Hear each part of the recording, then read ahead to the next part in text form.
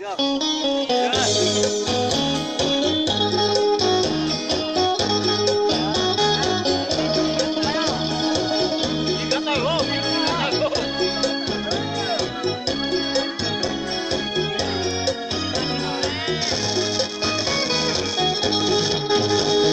xia bên đó tao xin đi, đông xia bên đó tao xin có, tua tua nhỏ tua lúa ra, tua bé công chia bé nhau, trong lão sau mù lại tia, đôi trong chia từ tròn chỉ lo cho,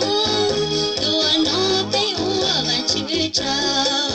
và chữ tao các bé tua lúa trong trên nó sẽ ra nhau đúng anh gì bên đi sinh luôn nhận gì sự vang nhau bé ya xa lời nó hôn đông nó bé chỉ còn thật là vang chiều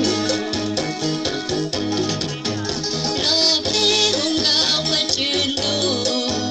lo bé hùng gạo qua người bé lú còn đó một tháng học ban đồ cho lành cho tu thiên lý tao nó thôi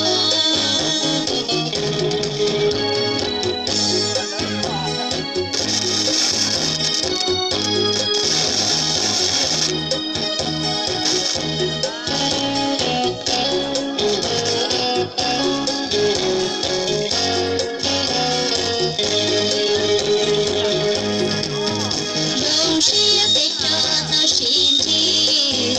đông xia bên đó tao xin có tua tua nhỏ tua lúa ra tua bé công chia bé nhau trong lão sau mù lại tia đứa trong chia từ tròn chỉ lo cho